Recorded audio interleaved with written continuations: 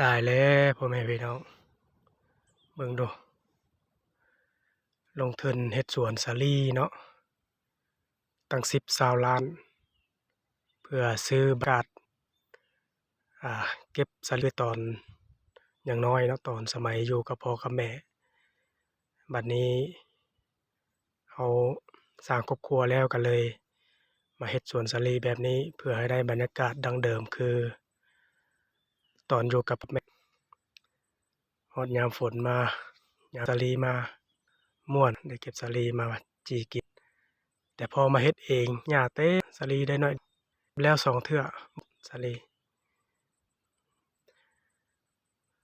นี่สาลีแบบนี้แหละนี่เบิ่งเอาความงามเบิ่งดู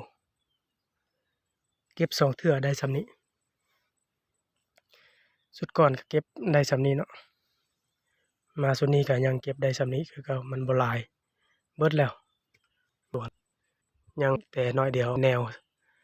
พวกสาลีพันธุ์หวานเนาะอันนี้เนาะอันนี้น่าจะแม่นสาลีพันธุ์หวานเนาะสาลีแบบนี้แหละยัง 2-3 ก๊กเอาไว้เฮ็ดแนวคันคนบ่มาเอาก่อนอยู่นาอยู่ไร่อยู่สวนเฮามีปลูกมักนัดเนาะปลูกมักเพชรมักถั่วมักหุ้งเดี๋ยวจักหน่อยเฮาสิไปเก็บมักเพชรกับเก็บมะเขือสำหรับมักถั่วเนี่ยได้ตัวนี้อยู่ในสวนเบิดตัวนี้มันบ่ขึ้นแมงกินหลายตัวที่มันขึ้นแล้วได้ส่ำนี้สาลีมักถั่วพันธุ์เนื้ออันนี้คือมักถั่วพันธุ์เนื้อ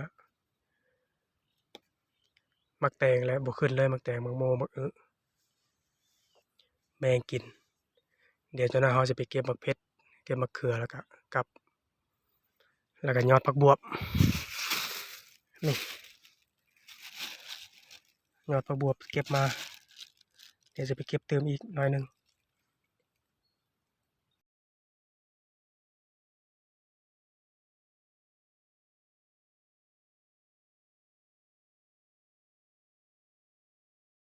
นี่เด้มักเพชรเรากำลังออกดอก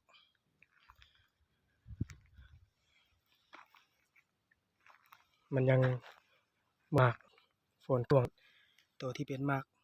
น้อยๆเดี๋ยวเราจะไปเก็บพวกที่มันเป็นมากดกมากแก่ก่อนเอาบิลีดอกตัวมันเป็นเพชร